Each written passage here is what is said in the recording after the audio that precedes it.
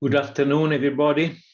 Thank you for joining the ChemOrbis webinar dedicated to PET and to recycled polymers. I introduce myself. I am Ezio Filippi, and I look after the interests of ChemOrbis in Europe.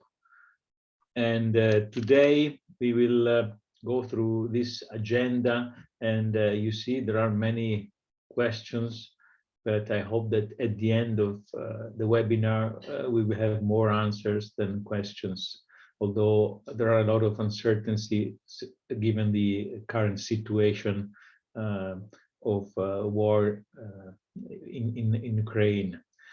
So we will talk a bit about logistic issues, the PET trends and import-exports, recycled polymer trends, biodegradable polymer trends, and then we will see how this COVID and war are going to impact and draw some conclusions.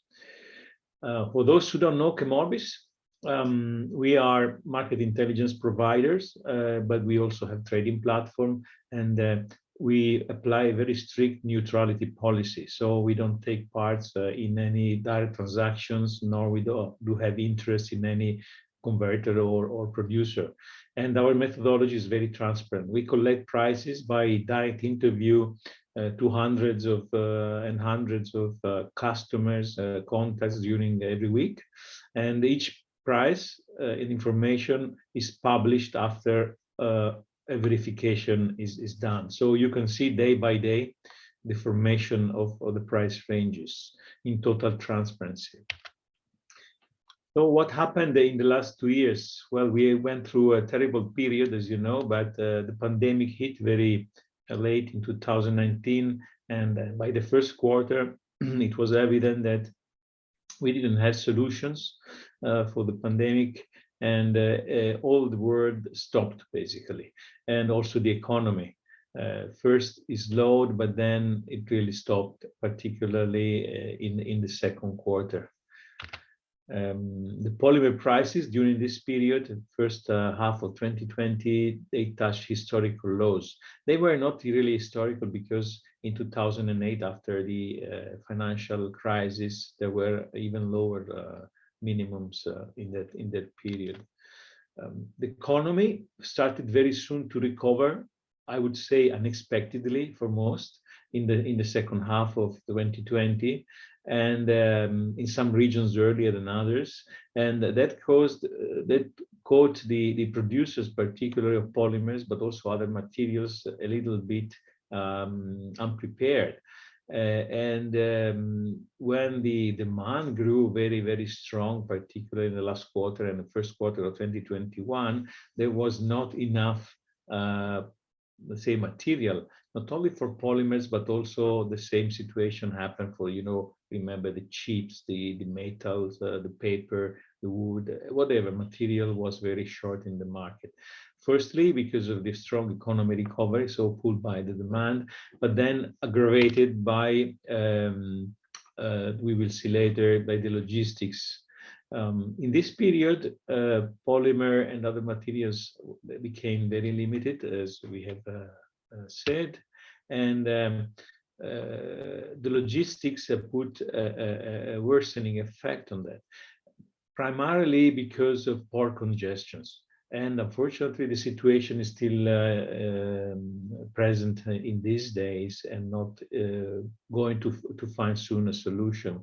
The port congestions means basically that, particularly China, but also Americas and in many other big ports, in some cases, particularly when COVID had no cure, no vaccine, or whatever, the ports were in those areas frozen for a month, 2 months. And all the ships that were in those ports were frozen. They could not go anywhere. The containers as well. So, and this aggravated because month after month demand grew, and there was a backlog of deliveries taking longer, not enough containers, not enough ship riders, and some companies put investments in that, improving the port infrastructures, building new containers, building new fleets of ship riders, but it takes, on top of money, it takes time. And we thought that the solution to this situation was going to happen soon or during 2022, but because of, again, COVID perduring and the congestion very severe in some areas, the situation of logistics is still, problems is still here. So for delivery from Asia to Europe, for example, takes more than 3 months, provided you get a container and a ship to do that.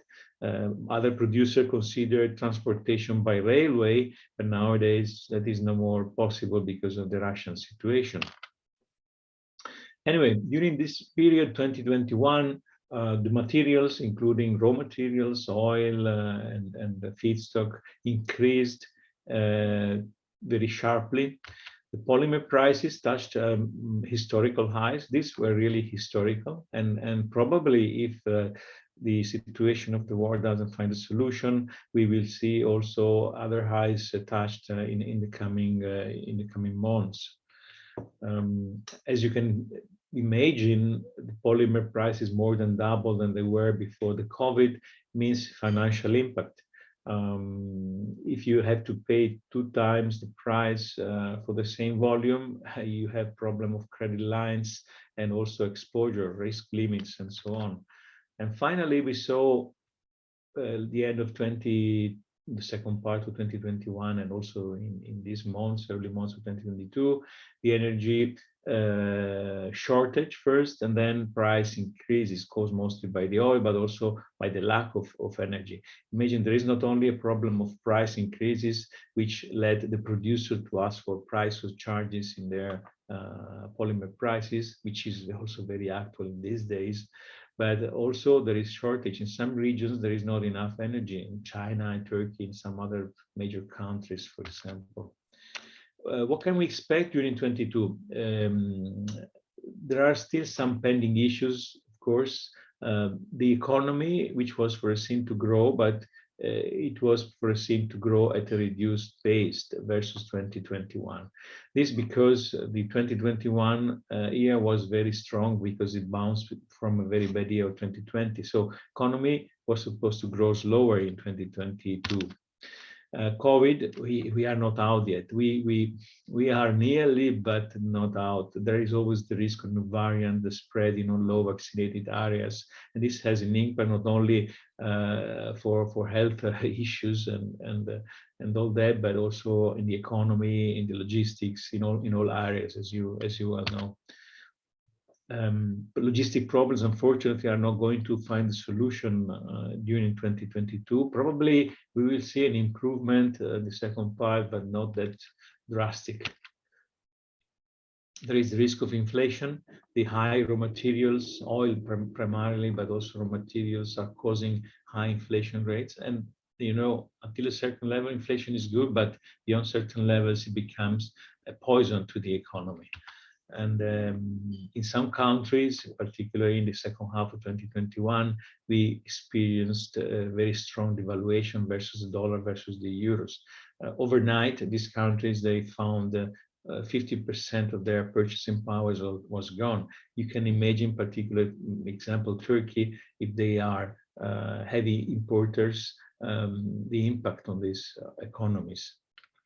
And finally, the energy costs, they are skyrocketing, not only for demand growth, but also for the geopolitical issues.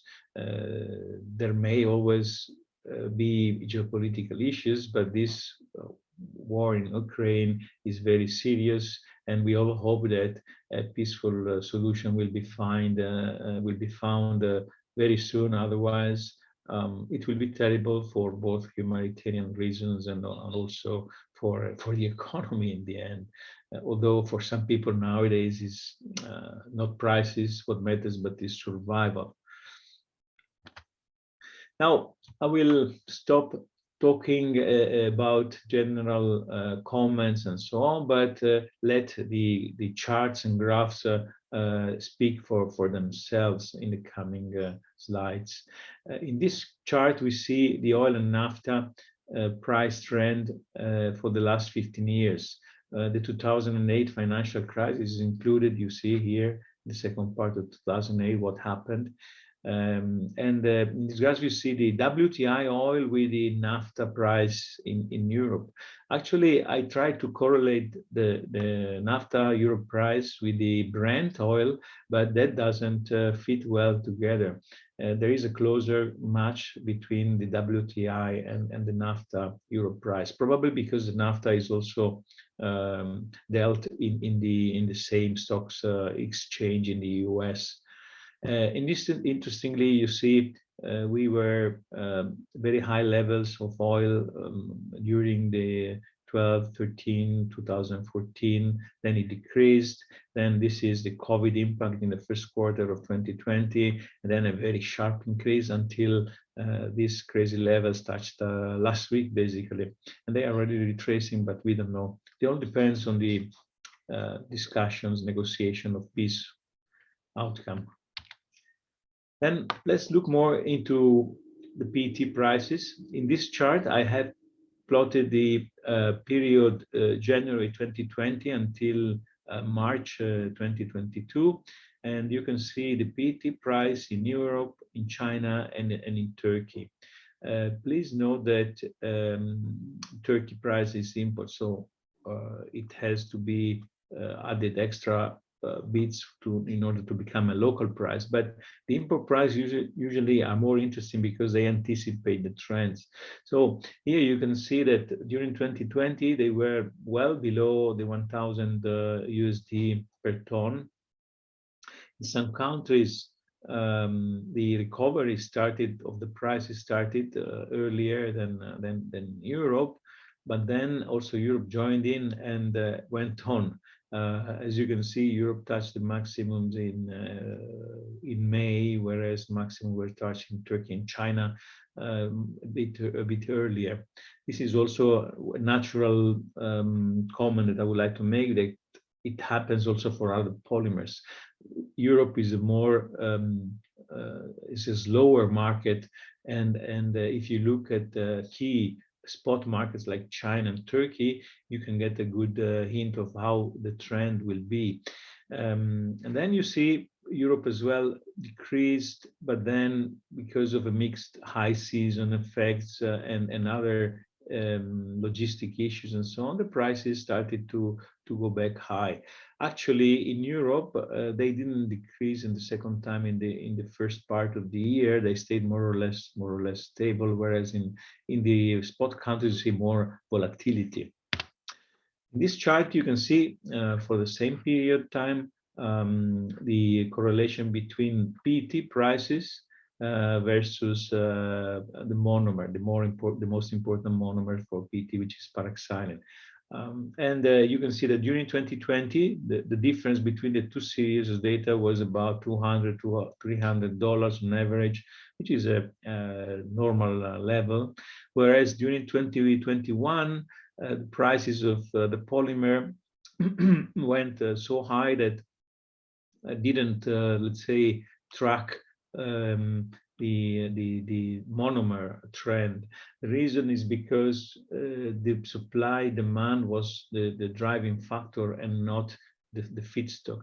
At a certain point, it is more true also for other polymers, but particularly for PX, you don't see the strict correlation that there should be.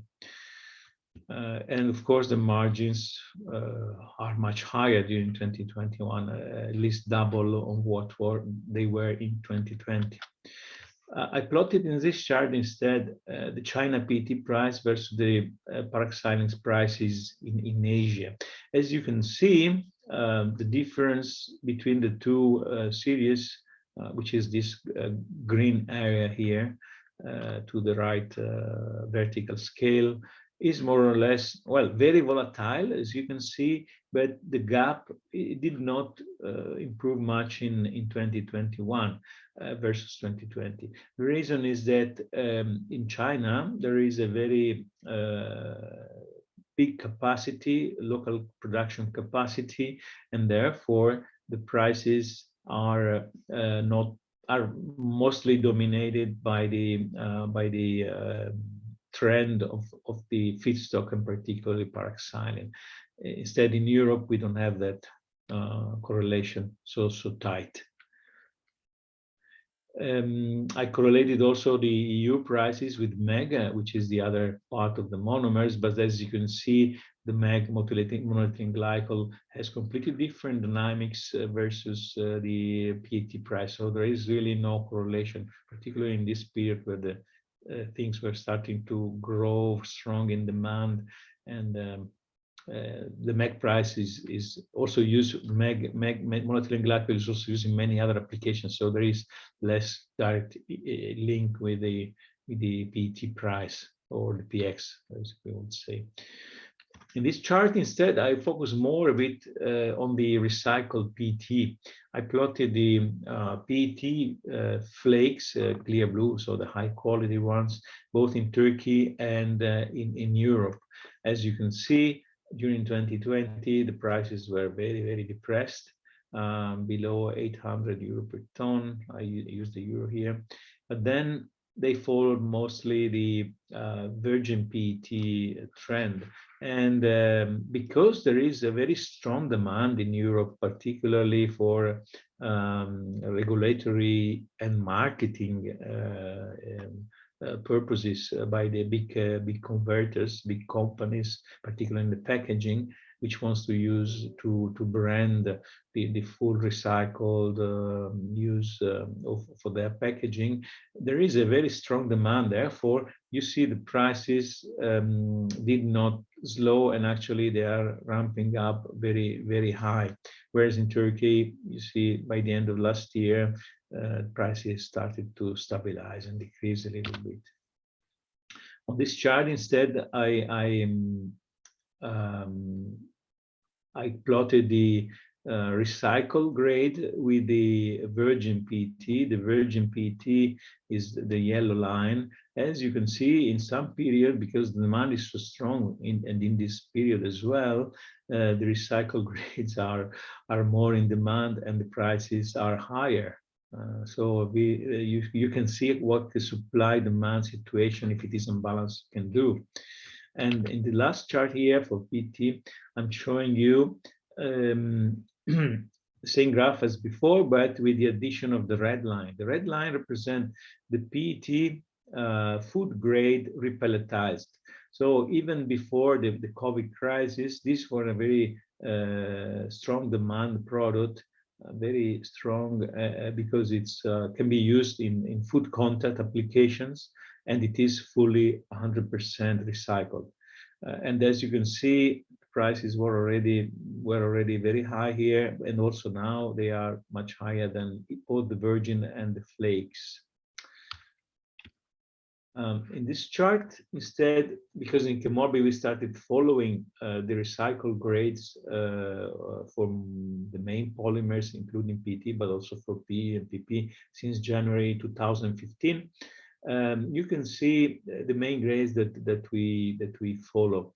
Mostly HDP, PP, homopolymer, LDP, and HDP for pipes. And it is important when you talk about recycled grades that you have a constant quality.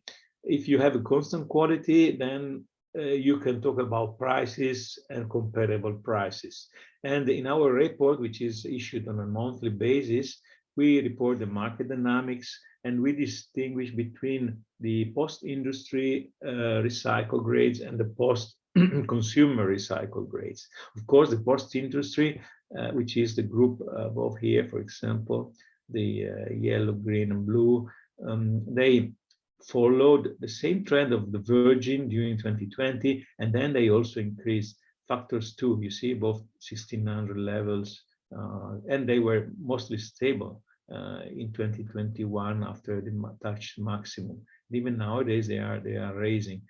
The post-consumer, instead, they increase, but not so much. Now they are increasing for LDP, for example, post HDP, post-consumer, but the LDP Post-consumer, you see, it stayed very low because the demand for this product is not so strong in the end. But this just to put you in the frame that we follow also these polymers. Finally, talking about prices, I put a graph on the same time frame period. No, actually for the last January 2021, the prices for the biodegradable polymers. For the biodegradable polymers as well, we do issue a monthly report checking the prices for the most common grades that are present in Europe. And these are the pure PLA, but also its compounds. And for compounds, we have seen that there are two major categories.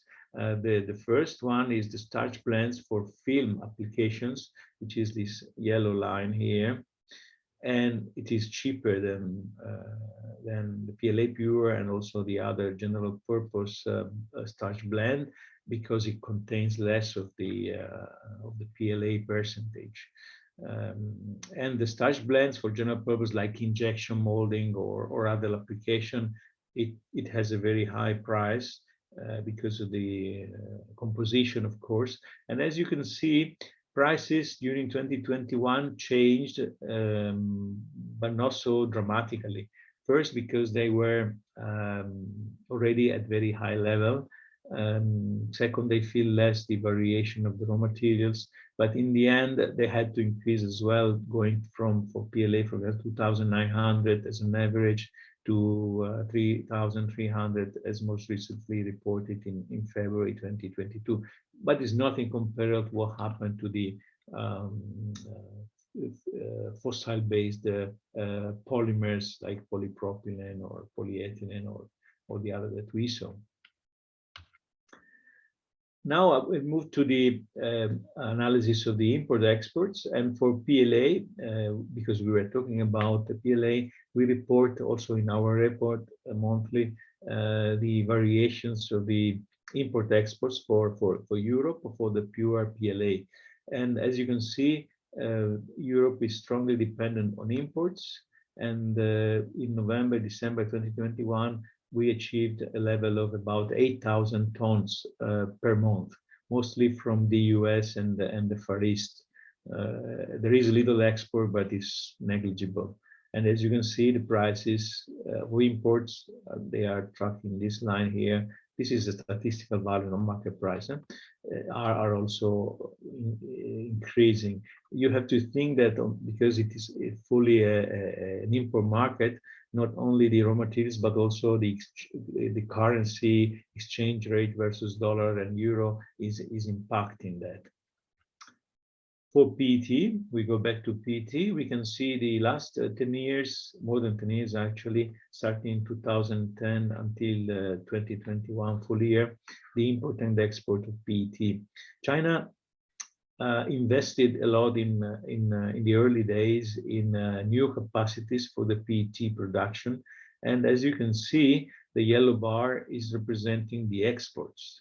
The imports are negligible just there because probably they are not zero, but or special grades or whatever. But as you can see, year after year, apart from 2020, for other reasons probably related to COVID and logistics, the exports from China to Europe and to the nearby countries are growing average. So you can see more than 3 million tons are going out of China in 2021, and this figure will probably grow in 2022. For Turkey, we see a similar graph, 2010 to 2021 for the years. Again, yellow bar is the exports and blue the imports. Until a certain period, the imports were growing for Turkey, but since they installed recently new capacities, you see their exports are increasing and consequently their imports are decreasing. But we are in a different order of magnitude. You remember 2021 export of more than 3 million tons in China is 300,000 tons, 350 for Turkey. In To focus more in the last 2 years, I represented again the variation of import exports in Turkey and Europe month by month. And also you can see the prices of actual exports and these and imports consequently. And as you can see, the first part of 2020 impacted a lot.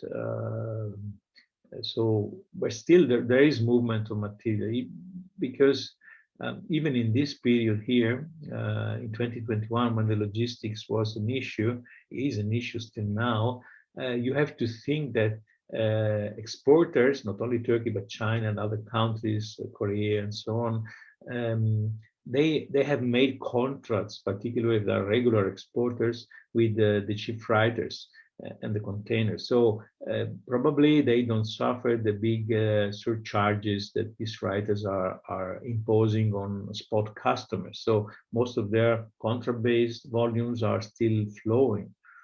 And as you can see, in 2021, exports for Turkey, the yellow bars, increased a lot, and subsequently average of imports decreased. Same situation for Europe. You can see that Europe is more dependent on the imports, and you can see also that the trend here in the last part of 2021 is very strongly decreasing, mostly because of the logistics issue. Nowadays, if you want to import from the Far East, it takes 3 months, and the surcharges are tremendous. The fees are tremendous. So imports are mostly not present, but still there are. Still there are. And we also export, but to a minor extent.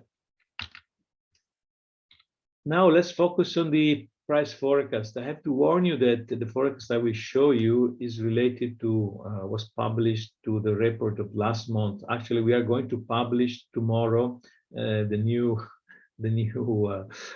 forecast report for PET and for the other polymers, but I'm sorry today it was not ready. So I will share with you, maybe when I send out the presentation, I will make sure that I post the most recent forecast. Anyway, what we do every month for the polymer price forecast, including PET, we consider the medium long-term factors, primarily the oil and energy futures, but also if there are new capacities built, the seasonality and the economy trends, and also on the short term. Short term is 1 to 3 months, and it's when our, let's say, forecasts are more accurate, of course. And those can be very, very different. The demand, the trend of the economy, the netbacks. Netbacks means the exporter has to sell his volume, and he sells it to markets where the prices are more remunerative, or he can make more profit. So in these days, for example, Europe is not so attractive for PET, for example. So imports on top of logistic issues are not coming for that reason as well. Anyway, the result is that, or the procedure is that we consider the EIA oil energy forecast, which is published usually in second week of the month, and we put it in our calculation model. And then for the next week, we discuss, we make evaluations, and consider all the factors. And finally, we publish the report. Now, I want to show you what was the energy forecast for February report, which is this one. As you can see, the oil was starting from a level of $90 per barrel, and there was foreseen decreasing term until 60, 65, or 70, better, after a year. Same situation for the natural gas. The reason behind it was that the inventories were supposed to grow on improved production of oil, and also to the not as big as growth like in 2021 for the economy. So slower growth of the economy combined with extra production, high inventories, prices lowering.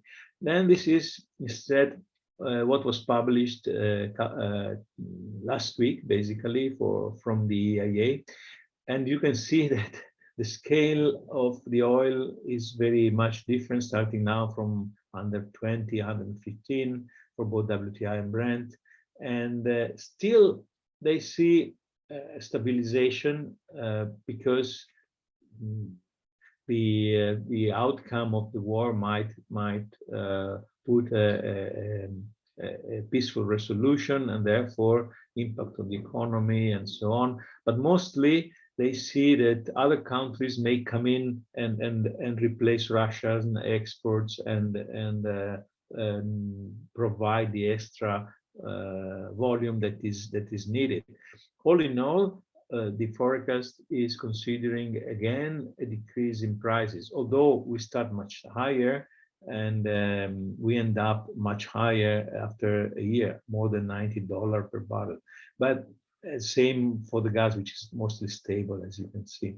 But of course, there's a big warning here that this forecast is highly uncertain. That's what EIA agencies said as well, because of the evolution of the geopolitical situation in Ukraine.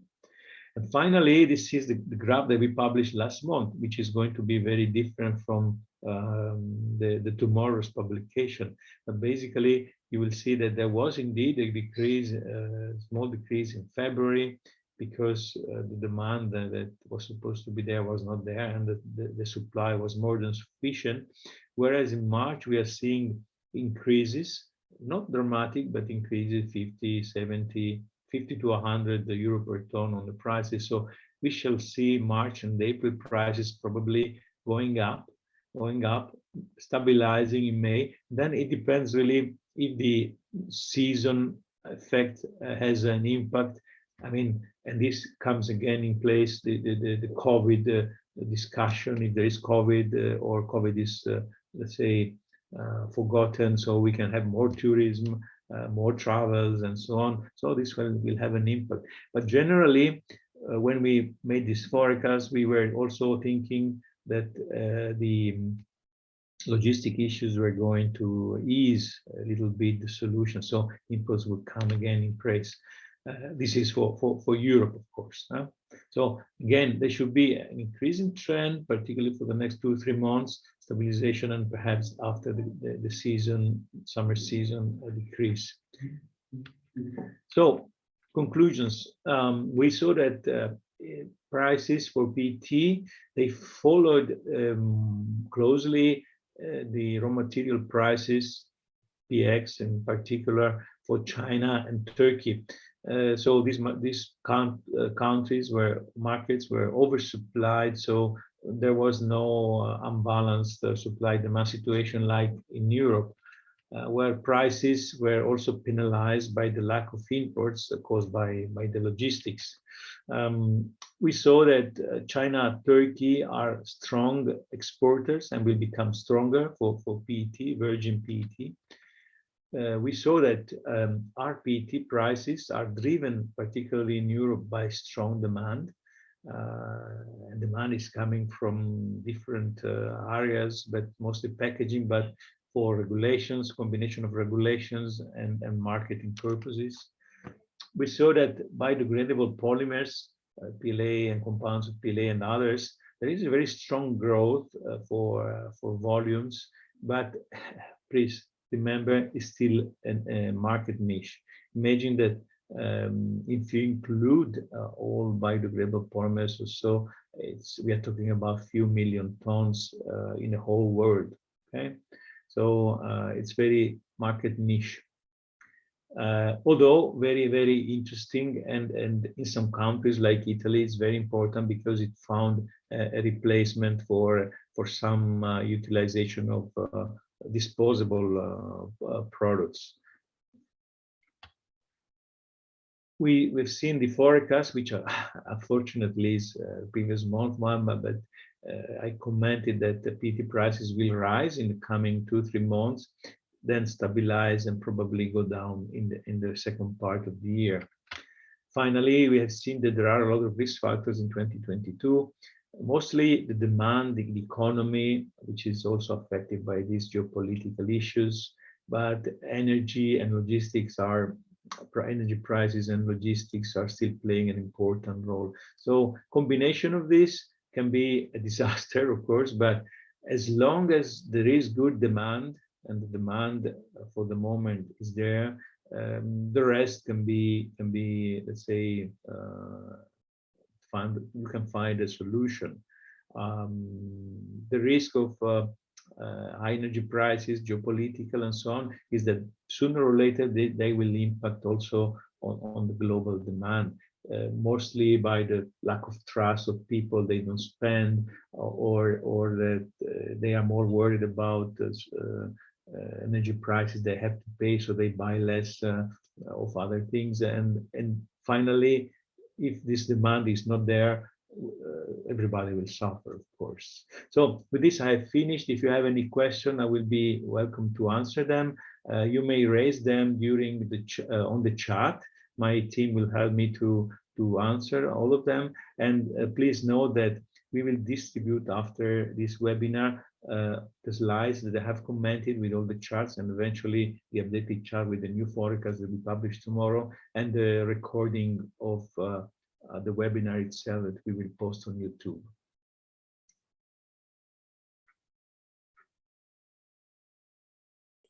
Are there any questions?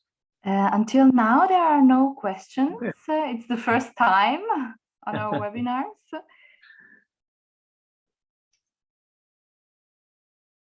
There is one. Could you please explain why price and price PT is the same? Okay, I can read aloud. Could you please explain why price of recycled and prime PT is the same? Actually, in some cases, I can go back to the slide.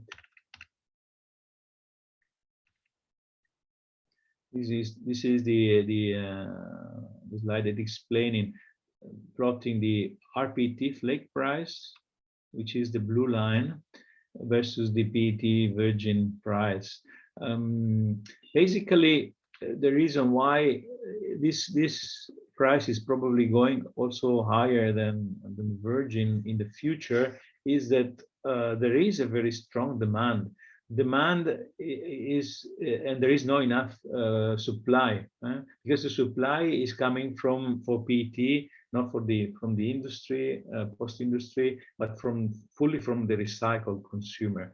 So there is a sorting, mechanical sorting. PET is one of the best polymers that can be sorted mechanically because they are bottles mostly. So you can separate them easily, and also PET is a very reliable product and stable when you recycle, you grind, and you remelt it. But to go back to the question, the reason is that big brands like those who make beverages or those who make food and so on, they want to brand their product with the label fully recycled or mostly recycled and so on. Therefore, they go and they pay what they are asked, because the supply is simply not enough to satisfy the demand. So at the moment, there is no regulation that imposes, but the regulation is that by 2025, all packaging in Europe, for example, will have to contain 30% of recycled material. But I think for PET, the industry is already ahead of that. And because of this reason, the prices are totally unbalanced, particularly in regions like Europe, where you have this regulation very serious. And think about the food grade, totally repelletized, 100% recycled. It's even higher since many years. Any other question? Yes, we have a question from Mr. Rajak that asks, what about forecasts for China? Okay. Probably he refers to PET, probably. Yes. Unfortunately, we don't publish the report for China because we We have it only for Europe. Maybe later on we will introduce it also for China, but for the moment it is available only for Europe. Actually, the forecast reports are available for Europe for PET, for polyolefins, PVC, PS, and ABS, for Turkey for PVC and polyolefins, and for China for PVC for the moment. But we are planning to expand those.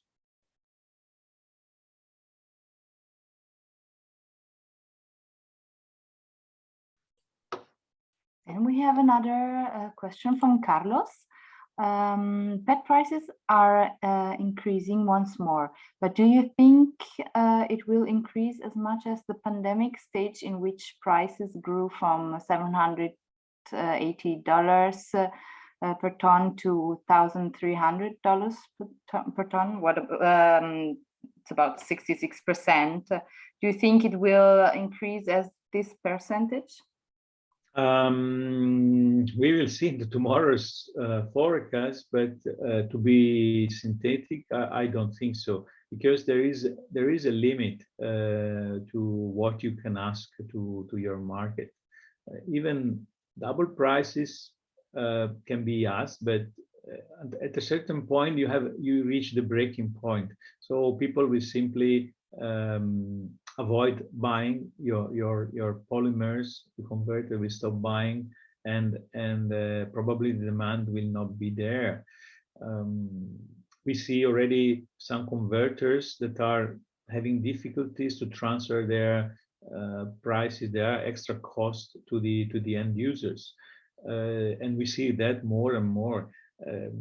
Until there is good demand, you can place energy surcharges, fees, price increases, and so on. But the moment you have the demand faltering, then it's a big problem, because suddenly you can be in an oversupply situation, and therefore prices might even go down and very rapidly. So it's a very subtle equilibrium. So for the moment, supply demand are more or less balanced. In some areas like Europe, we need imports, and they are not there now. But I don't think prices may go high like they did from 2020 to 2021. Maybe just 10-15% in March, April, combined with the seasonal effect, but not in percentage terms higher than that.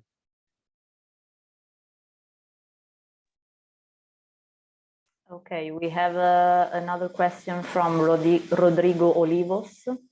Is the market paying a premium for recycled material, food grade versus virgin?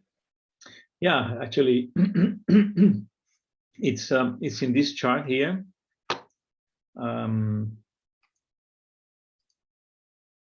The red line is the 100% food grade repelletized, 100% recycled PET. So it's a standard pellets PET, like the virgin one, but it's 100% from recycled flakes, which are basically regrinded and remelted, and it's certified, and it has I can see about 500 euro per ton difference nowadays, 500-600. Yeah, the premium is because you can use it in your brands primarily for beverages or packaging, which is going to the consumer. So the brand owners, they want to brand to their consumers that they are environmentally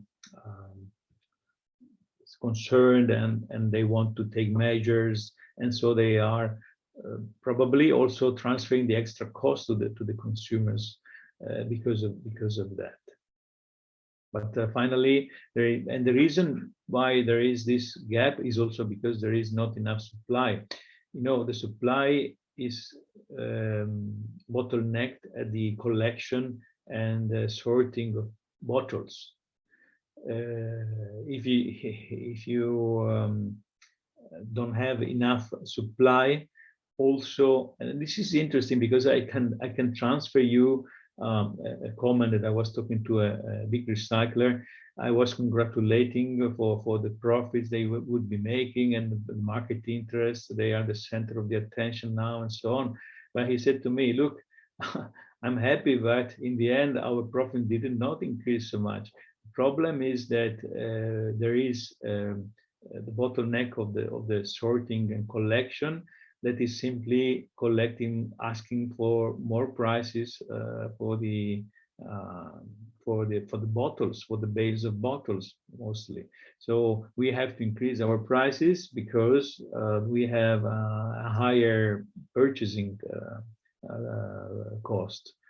And so it's not that recyclers gain more money because they are speculating, but it's because the collection part at the beginning of the chain is asking for more. Eventually, those extra profits from the collection authorities or companies will have to be redistributed to the community because generally they are public companies and eventually reduce the cost that is charged to us as a citizen for the collection of waste, plastic wastes.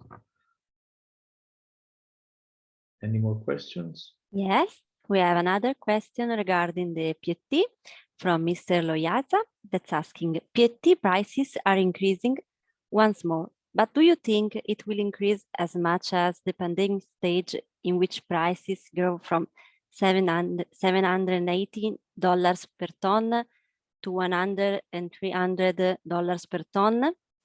Do you think it will increase as this percentage? I think we've already answered that, and I may say that no, they won't increase so much, but also probably they won't decrease to pre-COVID levels, which we're seeing PET prices very depressed, mostly because of oversupply. New capacity started everywhere in the world, big China new capacities, Turkey, and so on, and the prices of PET were very, very depressed. But it's the rule of the supply and demand. Nowadays, I think that the supply-demand situation is more balanced, so we won't see sudden drops like in the past. The next question from Kate Truong. In conclusion, you said that our PET will be even strong demand. Why is that? And until when European Union will release policy to limit recycled PET? To limit recycled PET, I don't think so. Probably we misunderstood the question, but yeah, I mean recycled PET. If you consider is part of PET, but you have to consider it is part of a global regulation situation that Europe and other countries have to find an agreement about. I mean, the total circularity, sustainability, and so on. You have heard that a few weeks ago, the UN decided to appoint a committee to study the issue.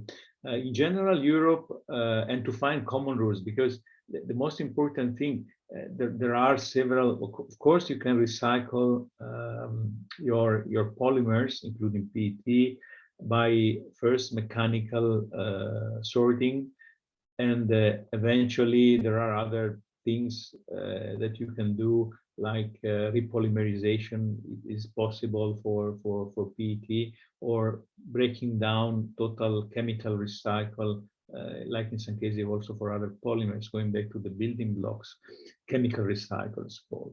But again, for PET is easier than for other polymers. But if you start from the pure PET, if you start for a plasmics, then it is a different factor. You have to degrade all the polymers to basic building blocks. So until we know what will be the resolution and the common agreement on the rules that will be established, hopefully at international level, Europe has started much earlier about the plastic, because plastics are not very popular as image in Europe, but also worldwide, I would say. So, and instead, plastics are a very important sector. So they define some rules to help the industry, the segment to be more, let's say, consumer concerned and friendly to the environment and so on. And these rules were set already for the packaging industry few years ago, and they are very clear.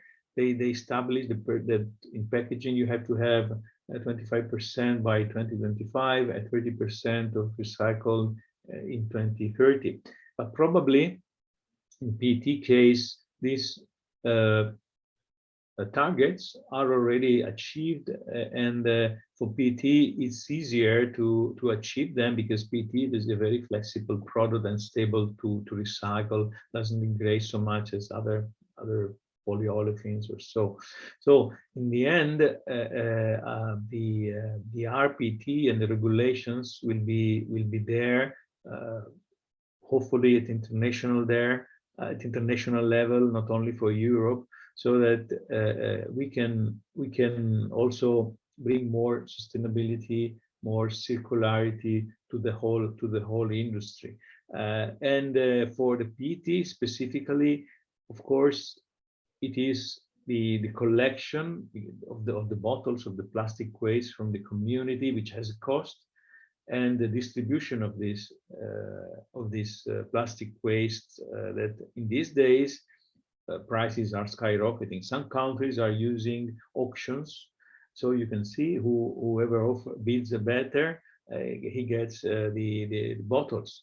But this is sort of inflation creating situation. Probably, I don't think it is the auctions probably the best solution to provide a flow of recycled PET. But other countries decided different rules, so on. Again, we are in a territory where there are no specific regulations. You have to think that in most cases, the recycled PET, the bottles, are considered as a waste. So as a waste, if you move it from one side to the other, or even intra-country, even if you are in Europe, you can have very serious implications for trafficking of waste, and these are serious situations for companies who are dealing with this kind of stuff. That's why regulatory-wise, it's very important that there is a common agreement at international level, and Europe is ahead of that, although some fine-tuning is required, particularly to put again in a supply-demand situation the origin of the recycled material. Okay, we have the last question from Bandar Naji, but I'm not sure I understood it correctly, so maybe you can help me and look at it in the chat. It's towards the end of the chat, because it says, what are soured markets for PET markets? Or maybe what are sourced markets? I don't know. What are soured markets for PET markets? Price. This is very cryptic. Yes. And this and how much increases prices? Maybe he meant what are sourcing markets for PET in those days. So I think probably it's related to the import-export data. In ChemOrbis side, you can go down to break down how many volumes were imported by each country and were exported and so on. So if you want that detail, we can provide, no problem. But this webinar level, I thought it was not, let's say, so important to dive into too much detail. just know that, for example, Europe imports, there are no for now from the Far East, for the combination of factors, logistics costs, and the fact that Europe price is not so attractive. Yeah, this situation can change very rapidly, particularly if logistics will improve, and particularly if Europe price will go higher than all the others and attract more sellers. Sorry, I don't know if I answered the question, but I can't do much more than that. Okay, no other questions for Good. now. So I hope you enjoyed the webinar. We will send you the presentation with the updated forecast and also the recording for this. Thank you for your attention, and see you at the next occasion. Bye.